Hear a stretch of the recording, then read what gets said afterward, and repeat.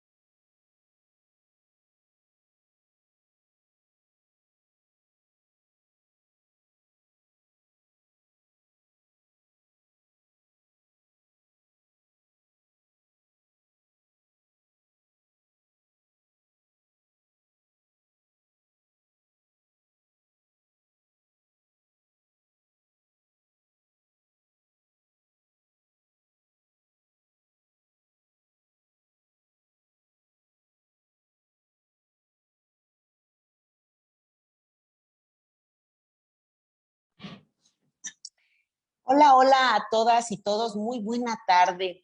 Hoy nuevamente en este jueves de Mujeres que Leen, hoy estamos con Ivonne Melgar. Ivonne es una periodista, escritora y hace periodismo de investigación y anda en muchos lugares escribiendo de 1000 temas, porque miren, me leí todos sus artículos y de verdad, o sea, es progresista, eres progresista, Ivonne, y además de ser progresista abarcas múltiples temas. O sea, me encontré aquí todo el asunto del feminismo, me encontré que, todo lo que estás haciendo en la Cámara de Diputados ahí con una ruta que tiene que ver pues con la Ley Nacional de Aguas, lo del tema del Instituto Electoral, la defensa de la democratización. O sea, bueno, basta, eres basta, Ivonne, basta. La discusión que se puede desencadenar de leer un artículo, pues es uno de los ejercicios más ricos que se puede tener en una conversación, etcétera. Entonces, esta tarde, hablar con Ivonne Melgar en esta coyuntura que hay. Yo quiero que me permitas, Ivonne, que podamos abordar un tema, tú sabes, que está afectando el corazón de México. Y digo que está afectando el corazón de México porque no solamente afecta cosas que tienen que ver con los derechos, cosas que tienen que ver con la vida, sino hoy se ha visto afectada la dignidad de los periodistas, de las periodistas, de los reporteros, de los que se dedican a generar información, a investigar, a cuestionar, a hacer que la democracia funcione de manera eficiente, porque cuando un reportero o reportera pregunta no es para que te molestes. Te molesta si existe corrupción, si están poniendo el dedo en la llaga. Claro. Y hoy quiero invitarte con esta coyuntura a hablar un tanto de esto, porque la gente es importante que se entere cómo está viendo Ivonne Melgar las cosas, cómo están sucediendo dentro de todo esto que vimos, la protesta en Cámara de Diputados con todas las reporteras dándole espalda, luego en el Senado ausentándose de cubrir notas del partido en el gobierno, y después, bueno, pues la protesta en Palacio Nacional, convocando a decir no le preguntemos más, y una serie de cosas, en este momento en San Cristóbal de las Casas, en donde va a haber un gran movimiento, el subsecretario Alejandro Encinas da un recuento de 61 periodistas asesinados durante este periodo, y empezamos un año sangriento para las periodistas y los periodistas. ¿Cómo ves esta situación? Muchísimas gracias por la invitación a conversar. Es un placer, un privilegio siempre poder usar cualquier espacio donde podamos expresar nuestras opiniones y ser interrogada de este lado, cambiar el rol. Me cuesta, pero estoy feliz de hacerlo. De entrada te diría, Karen, que son muchos factores los que estarían explicando este fenómeno, creo. A mí no me gusta culpabilizar a alguien en particular, aun cuando son muchos los actores de poder y, por supuesto, Palacio Nacional y el discurso del presidente de la República contribuyendo en este clima de satanización de los reporteros o de los periodistas cuando no son sujetos de la propaganda oficial. Pero yo creo que vivimos un momento que explicaría este fenómeno desde diversos puntos. Voy a mencionar algunos puntos. Creo que en términos globales, pues es toda la irrupción de la posibilidad de discutir y de exponer la información más allá de los medios tradicionales. Toda la irrupción de las redes sociales que ha permitido que se democratice la conversación, pero también entonces se minimice, se descalifique, se cuestione y se escudriñe el papel que los medios han tenido. Y por supuesto ahí habrá que asumir muchas críticas que corporativamente los medios en la historia pudieron haber tenido, pero está ese primer cimbrón. En el caso de México, además, diría yo que hay un poder fáctico en el caso del crimen organizado en algunas regiones del país que están definiendo quién vive y quién no vive, ¿no? Y habría una tercera beta, que es la de la lumpenización, proletarización, si quieres, precarización del gremio. Se vivió un auge, un tiempo, yo fui beneficiaria de él cuando trabajé en el periódico Reforma, y fue un momento en el que se decía los comunicadores, los periodistas tienen que ganar bien.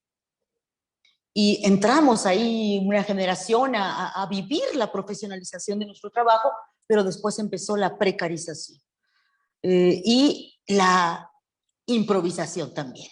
Y la habilitación del oficio supuestamente por quienes no necesariamente tienen las condiciones para ejercerlo. Ese es otro factor. Y el otro, que estaría ya sumando todo, es este discurso presidencial de gobierno y del partido en el poder, de Morena y todo lo que son sus aliados, de considerar hoy sí que en la prensa y en la comunicación y en los medios de comunicación está el gran enemigo. El gran enemigo por cuestionar, criticar, volverse contrapeso de un proyecto de poder y de gobierno que considera que somos, de acuerdo con sus ideólogos, lo dijo esta semana el caricaturista El Fisgón, somos los instrumentos de corporaciones golpistas. Entonces ya hay un discurso de criminalización y de descalificación de nuestro quehacer que se suma a este cóctel que hace muy vulnerable al gremio. Pero sí me sorprende y me enorgullece y me fascina y me emociona la dignidad con la que ha respondido nuestro gremio, nuestros colegas reporteros de a pie, que ganan en muchos casos precariamente, que trabajan en condiciones difíciles y que se sienten ofendidos por esta mezcla de factores que se subrayan con la falta de solidaridad desde el discurso presidencial. Ivonne, yo te quiero hacer una pregunta que es reiterada en la mañana. Y la pregunta es, porque hoy los periodistas que han sido asesinados son periodistas que hacen trabajo pie tierra, trabajo de investigación, que van y se meten a todos lados, que hacen una labor importantísima. Y se ha cuestionado cuánto ganan, y hace un rato tú lo mencionabas, la precarización, mientras que desde Palacio Nacional se dice que estos periodistas ganan las millonadas, ¿no? Que no son recursos públicos los que ganan. Y tú hablas de la otra realidad, la precarización del gremio. ¿Cuánto gana, más o menos, un periodista que hace trabajo pie tierra, que escribe una columna o que escribe artículos de investigación en un medio en los estados de la República, que es una diferencia abismal con la Ciudad de México? O sea, sí hay una diferencia de localidad en donde se escribe. Sí. Entonces, porque la gente dice, no, pues probablemente ganen muchísimo dinero cuando la realidad es otra. Yo quisiera que nos dieras una orientación. Sería muy irresponsable de mi parte, Karen, si yo te dijera una cifra, porque no tengo una indagación al respecto y consideraría que más bien hay como demasiados estratos, ¿no? Porque también se dio el otro fenómeno, el que conducía o el que tenía cierto contrato importante en un medio destacado, de esos que se consideran nacionales o locales, pues pudo haber tenido altos ingresos e incluso tener la posibilidad de la publicidad, y versus un polo de mucha precarización en cuanto al reportero de a pie, al que lleva los insumos del día a día, pero no tengo los detalles, aún teniendo este déficit, te diría que sí creo que es un gremio muy, muy golpeado en los últimos años, en el sentido de que dejó de ser un trabajo que se contrataba con todas las prestaciones de ley. Claro. Y se volvió un trabajo por obra casi, y sin aguinaldo, sin seguridad social, sin posibilidades de que la maternidad sea un derecho y por lo tanto se cubra como todavía le tocó a mi generación cuando arrancamos. Eso es lo que creo que estaría subrayando como una diferencia, ¿no? Un trabajo muy de talonear el día con día. Y entiendo que la investigación también es muy mal pagada, aun cuando existen organizaciones, fundaciones como Mexicanos contra la Corrupción que han coadyuvado mucho en la posibilidad de que la indagación periodística se haga en condiciones dignas, ¿no? Pero sí estamos como muy combinado y muy estratificado. Depende cómo te muevas, es lo que Así ganas. es. Pero sí es un oficio, es una tarea profesional que ha tendido a la precarización.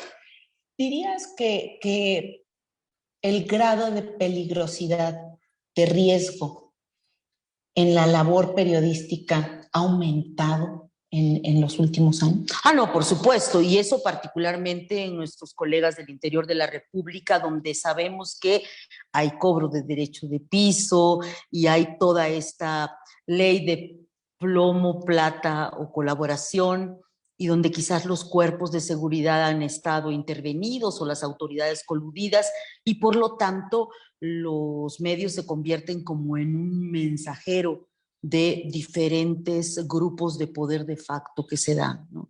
Y qué es lo que estaría pues subyaciendo en asesinatos emblemáticos que se dieron en Chihuahua, que se dieron pues básicamente en el norte del país. Ivonne, recientemente hubo un asesinato con el que empezamos el año, el asesinato de Lourdes, en Baja California, y hay una especulación alrededor de que tenía un conflicto con Jaime Bonilla, el exgobernador en el estado. Y en este sentido, hoy quiero decirte, fuimos a poner una denuncia porque se ostentó como ingeniero cuando ni siquiera estaba inscrito en la UNAM, y se ostentaba como un ingeniero de la UNAM. Veo esta gran diferencia en el trato de un reportero que hace todos los días su trabajo y que tiene una labor de trabajar todos los días contra la estructura de poder. O sea, se puede cometer un ilícito en la estructura de poder, pero del otro lado no se puede investigar. Esta ha sido la forma en la que se ha llevado durante estos 3 años de gobierno y nos ha dado una cifra, según la cifra de Alejandro Encinas, de 61 periodistas asesinados en lo que va de este sexenio. ¿Qué tendría que visibilizarse en este momento para detener los asesinatos? ¿Cuál es el reclamo del gremio? ¿Cuál es el reclamo para que se pueda hacer periodismo de investigación, para que se pueda señalar los abusos de poder, para que se pueda señalar con transparencia el libre ejercicio de la libertad de expresión? ¿Qué es lo que piensa este gremio? Porque te han tocado unos días convulsionados en Cámara de Diputados, te han tocado unos días intensos en donde se vive el que tú seas y que todos los periodistas sean el centro de todas las miradas. El país está pendiente. Así es. Yo creo, Karen, que finalmente el tema es la impunidad. Y estamos sobrediagnosticados, o sea, tanto en los feminicidios como en los asesinatos de defensores de derechos humanos y de periodistas, el tema al final es que no se encuentra la justicia, no hay justicia, no hay reparación del daño, no se encuentra el culpable, no se castiga, ni se investiga, ni se indaga en qué circunstancia ocurrió ese crimen. Y en ese sentido creo que la gran deuda es del Estado, pero también del gobierno federal y de los gobiernos locales. Creo que en el gabinete de seguridad del presidente López Obrador no ha habido la posibilidad de alguien que con valentía o quizás con voz alta y que pueda ser escuchada, le diga al presidente o intente hacerle sentir al presidente, comprender que si se descalifica a una estrella del periodismo, guste o no guste, como es Carlos Loret de Mola, desde la tribuna del Palacio Nacional, sin que pase nada, pues puede pasar también las descalificaciones de muchos otros. Hay gente que decía, no, yo no quiero abanderar la consigna de todos somos Loret, porque Loret participó en un montaje con Televisa contra Florence Cassés y no es un periodista que merezca mi respeto. Yo diría, más allá de las consideraciones, las valoraciones personales que puedas tener con respecto a este periodista, lo que está ocurriendo es que hay desde el poder permiso para descalificar, para considerar que si hay un trabajo crítico, entonces eres blanco de ataque y de incluso escudriñar en tus ingresos y en tu posibilidad, en tu patrimonio, por el solo hecho de que haces un trabajo que incomoda al poder.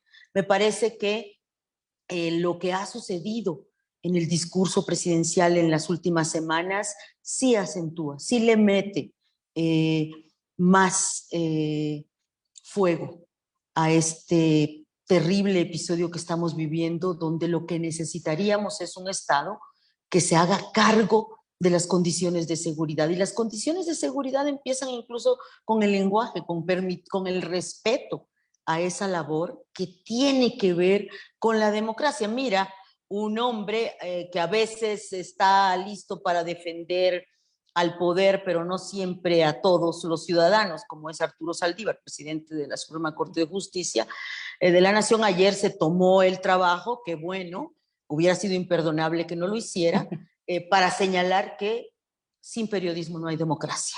Porque aunque es bastante aliado de la autoproclamada Cuarta Transformación, sabe que hay límites que no se pueden cruzar. Y este sí se cruzó.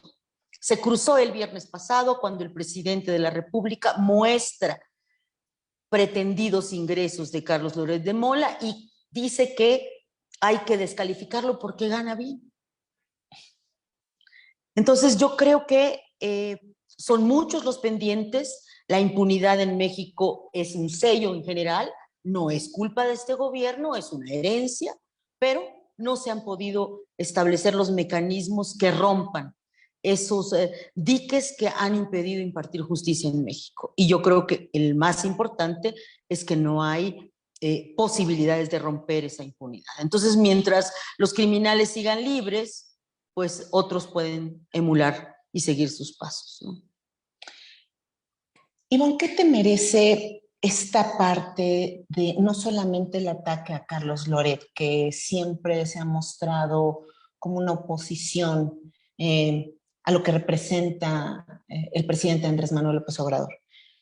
La otra parte de quien sí acompañó y dio la razón y hoy se hace un franco ataque a Carmen Aristegui, una mujer que ha padecido violencia durante mucho tiempo, violencia de carácter institucional y que ha desenmascarado varios actos de corrupción y que hoy también es un blanco de ataque del gobierno con el que ella misma simpatizaba cuando estaba en campaña. Hace una separación de su simpatía y hace una investigación a fondo de el gobierno en turno. Y dentro de esa investigación, por publicar datos, por hacer diferentes señalamientos, bueno, pues hoy es también un blanco ataque desde la presidencia. Mira, de entrada te diría, Karen, que a mí me ha dado mucha tristeza el avance de este encono, que es lo que finalmente se ha dado desde todos los puntos, ¿no? Desde una oposición incapaz de entender cuál fue el mandato de las urnas de 2018 y por qué la oferta de combatir la corrupción y la desigualdad llevó a tantos millones de mexicanos a creer en el presidente López Obrador. Me da tristeza esa oposición que solo golpea y descalifica, y me da mucha tristeza que también haya crecido este discurso donde hay buenos y hay malos periodistas, en función a si aplaudes o no los actos de poder. Esta fórmula que empezó descalificando a algunos se ha ido extendiendo y ahora descalifica a los que en algún momento no se sumaron a la crítica del personaje líder social que había sido el presidente López Obrador. Entonces me parece que estamos en ese avance de esa narrativa donde al final no se permite la crítica, donde al final la crítica es un estorbo para la acumulación de poder y el ejercicio de un proyecto que prescindió desde el día uno de las organizaciones no gubernamentales, que prescindió desde el día uno del concepto de sociedad civil, que quiere prescindir del diálogo político, que quiere prescindir y está prescindiendo de la democracia constitucional que habíamos construido en los últimos 30 años, desde una narrativa de que hay algo superior moralmente hablando por encima de lo que teníamos y que esa superioridad la dicta, la determina y la modula el presidente de la República.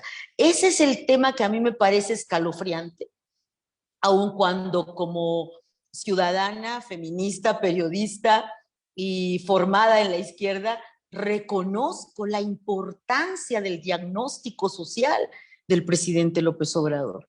Pero creo que ese diagnóstico impecable de las enfermedades o de los dolores que como sociedad teníamos ha utilizado un machete para quitarnos los tumores y está verdaderamente flagelando el cuerpo social, porque de entrada la polarización que escala cada día creo que no nos permite ni siquiera la caridad, ni siquiera la solidaridad. Ha borrado la sororidad, que es el término fundamental entre el feminismo y las feministas y los feminismos que puedan existir. Entonces, me parece que lo que le ha sucedido a Carmen Aristegui, respetada, admirada, por supuesto, por nuestra generación y por todos los colegas que sabemos lo que es el compromiso con la verdad y con el periodismo de fondo, el periodismo sin facturas, pues me parece que lo que le ha sucedido a Carmen es que ella está encarnando este mandato de la autoproclamada Cuarta Transformación, donde no criticarás al presidente ni con el pétalo de una investigación de sus hijos, sobre sus hijos. Eso es lo que está pasando. Pues terrible todo lo que está sucediendo, pero en este caminar del tiempo viene una fecha importante que está próxima.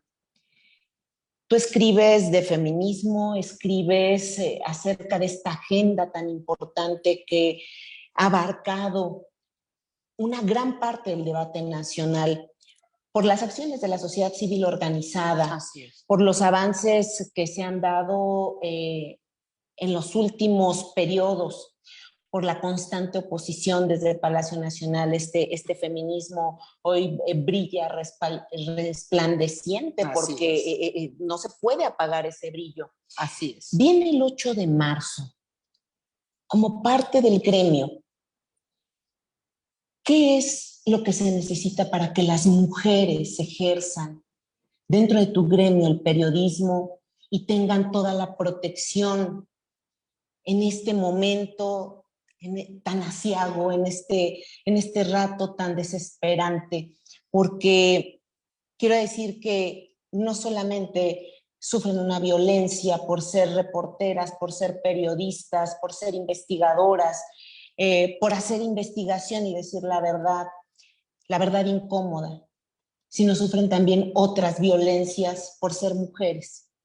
Y esa doble violencia también la sufren de manera institucional, ¿no? Porque la violencia institucional es la que más lastima y la que menos se sanciona. Así es. No existe en ningún lado un tipo penal que diga violencia institucional, es la más perdonable, pero es la que más afecta. Así es. En ese sentido, ¿cómo ves rumbo a este 8 de marzo el papel de las mujeres en el periodismo, Ivonne? Fíjate, Karen, que yo en este aspecto soy muy optimista, soy muy pesimista frente a la polarización y esta polarización que nos impide desarrollar los mejores valores del humanismo. Y me da tristeza esa polarización porque como reportera de las últimas más de 3 décadas, pues yo creo que solo un ciego no podría reconocer el liderazgo del presidente, ¿no? Entonces me da una tristeza profunda que se haya desperdiciado, que no se haya capitalizado para construir bienes públicos que nos llevaran al entendimiento. Dicho esto, creo que, sin embargo, en medio de este clima de tanta toxicidad, el feminismo brilla, como tú bien lo señalas. Y yo sí diría que aún con la pandemia, antes y después de esta, se simbró en México un machismo ancestral y una misoginia que por supuesto que la estamos viviendo todos los días como patadas de una bestia herida por lo que está pasando, pero yo sí creo que México está protagonizando una revolución institucional, parlamentaria, política, cultural, sin precedentes en el mundo. Yo sí veo, porque tengo más de 3 décadas cubriendo lo que es la agenda de género, y veo unos saltos espectaculares. Veo que la paridad es algo que no lo tiene cualquier nación y que ya está en la Constitución. Y aun cuando todavía la calidad legislativa quizás de las representantes como de los representantes no es la que quisiéramos, sí esa paridad se va a empezar a traducir y se va a empezar a ver en las nuevas generaciones al romper el techo de cristal. Y que exista una 3 de 3 que está diciendo a los candidatos de los partidos políticos que no puede estar en la boleta un deudor de sus hijos, que no puede estar un violador, un acosador, que no puede estar un hombre que incurra en violencia política por razón de género. Creo que es una conversación que está modificando y cambiando, ¿no? La configuración de la cultura mexicana y que las nuevas generaciones traen de manera más arrojada, con esa prisa que nos mostraron todas las jóvenes que protagonizaron desde la irrupción de la diamantina rosa hasta todo lo que fue el 8M y 9M en 2020. Y ahí te diría que en mi caso sí reivindico la sensibilidad que tuvieron los medios. Fíjate, las empresas que históricamente a mí me tocó jefes brillantísimos, inteligentísimos, políticamente correctos, cuando yo hablaba de mi agenda de género decían, ay, pero Ivonne, ¿en serio tú te sientes menos? ¿Tú sientes que hay injusticia? ¿Tú crees que hay desigualdad? Y te juro que yo quería que se me saliera del corazón y entregárselos para que le hicieran pedazos, porque era invisible la desigualdad. Claro. Y la visibilización de la desigualdad que se dio en 2020, en el 8M, 9M, fue espectacular. Y empresas como la mía, donde yo trabajo, pero en general, fueron muy receptivas por conveniencia de publicidad, por llamado ético, por lo que quieras. La razón, la agenda de género ya está en los medios. Ya no es solo un espacio de las efemérides del 8 de marzo.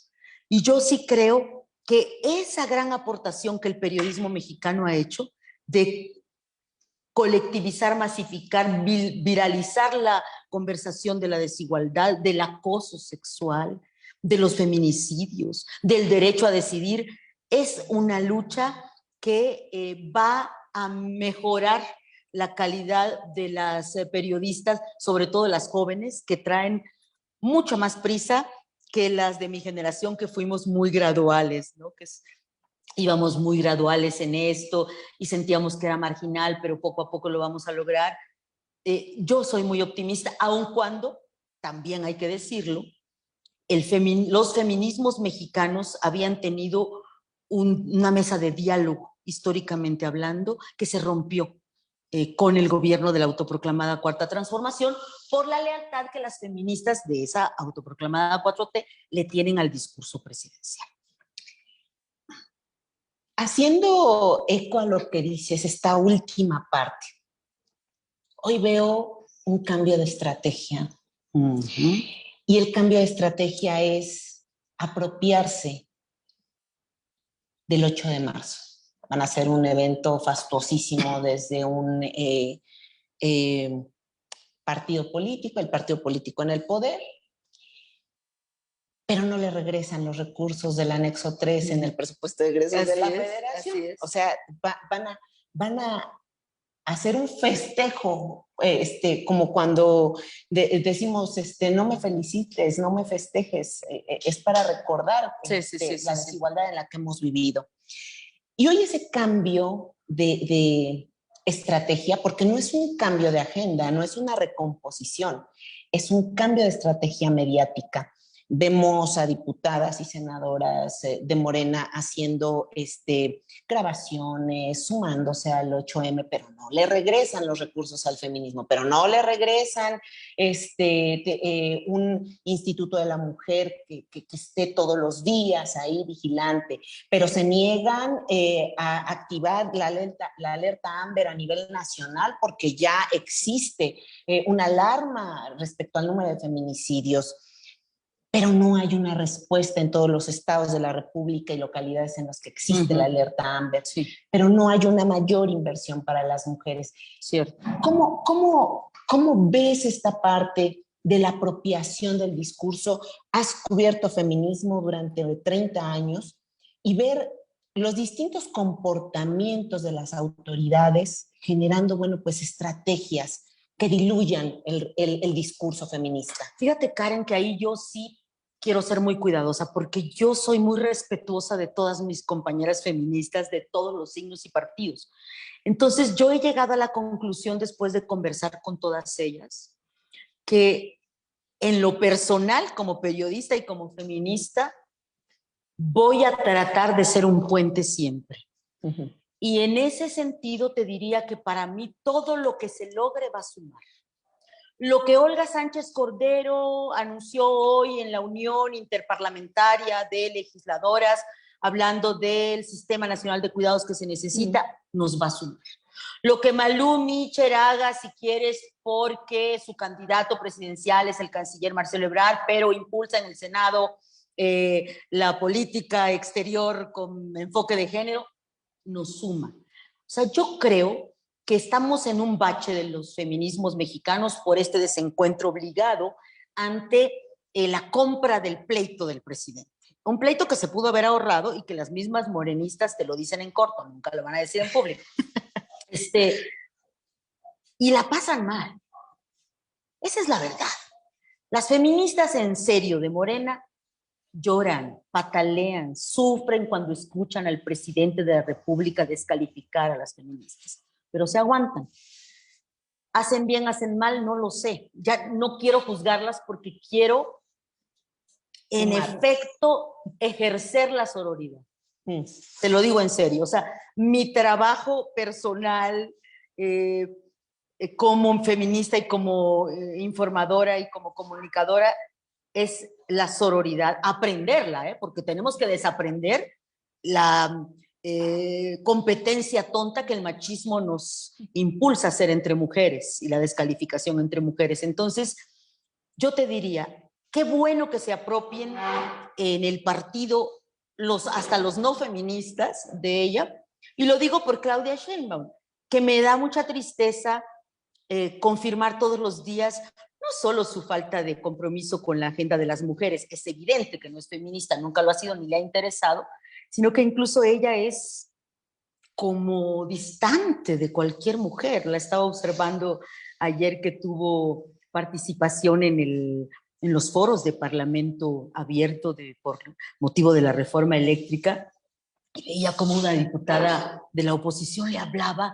pero así como queriendo hacer camaradería, de platicar, y era verdaderamente en el guión López Obradorista de yo no veo, ni oigo, ni me llevo con los que no son míos, ¿no?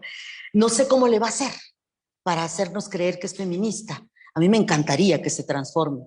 Ojalá Malú Micher, que ella la ha reconocido como su maestra del feminismo, le pueda hablar profundamente y la jefa de gobierno la escuche en serio, porque hacia 2024 la agenda de las mujeres va a contar y por eso todos andan muy ocupados y preocupados en celebrar el 8 de marzo, ya no con gas lacrimógeno light, ni con, imagínate poner mujeres policías para enfrentarla a las jóvenes con ellas, o sea, yo espero que cambien todos esos protocolos este próximo 8 de marzo, que no haya muros, Y qué bueno que se conviertan. Es más, las morenistas tienen la fe en que van a convencer al presidente. Por ejemplo, de canalizar el 1% del PIB que se necesita para el Sistema Nacional de Cuidados. Eso sería maravilloso. Ojalá, pero yo creo eso. O sea, van a necesitar todos los partidos y todas las candidatas y candidatas agenda de género. Porque ya las nuevas generaciones están en la igualdad. Y son los jóvenes los que van a determinar la elección de 2024. Pues ojalá esto suceda. Vamos a escribir nuestra carta a las reinas magas, para que nos lo concedan. Un sistema de cuidados con recursos económicos, favor, que el presidente entre a un proceso de deconstrucción de su machismo. Por favor, sí. Y que todas las morenistas nos ayuden en este todo proceso. Es posible, y que todas las mujeres nos metamos en este ámbito de sororidad, ayudar a que las que no tienen oportunidad. Así es. La puedan tener. Son las que no vemos, las que están en casa, las que padecen todos los días violencia, es por ellas. Sí, y negar la violencia que padecen las mujeres en el mundo y en México es negar la posibilidad de combatirla y de castigarla.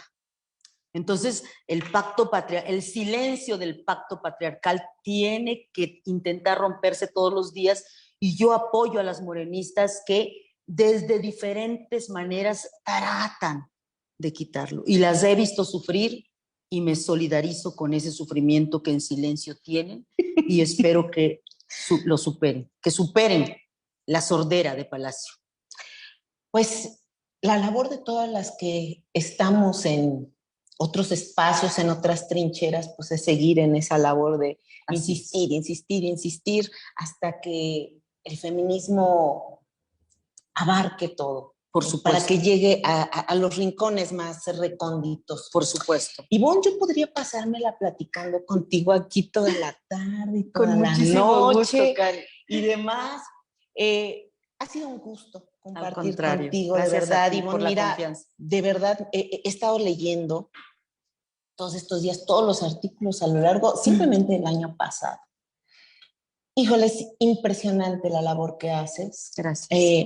Periodismo de calidad, periodismo de investigación, periodismo que respalda los derechos humanos. Eso es lo que necesitamos, Ivonne. Así es. Y yo espero disfrutar de tus columnas, tus artículos más tiempo. Gracias. Y vamos a estar compartiendo todo lo que ha hecho Ivonne. Gracias, Karen. En nuestras páginas y por supuesto a todos los lugares. Hay que leer, y una forma de respaldar lo que hacen las y los periodistas es estar pendiente. Hay que estar pendiente para proteger su vida. Los ciudadanos tenemos que estar pendientes de lo que hacen, de lo que investigan. Hay que seguirles la pista, estar ahí, como cuidándolos, como ojo visor, ahí viéndolos todo el tiempo, porque arriesgan su vida y la arriesgan para que todos vivamos mejor. Muy buenas tardes, Ivonne. Buenas tardes para ti, Karen, y gracias a quienes nos acompañaron y nos hicieron el favor de participar de esta conversación que me ha hecho muy feliz. Muchas gracias. Gracias, y nos estamos viendo. Un gusto. Yo tengo aquí un regalito para ti.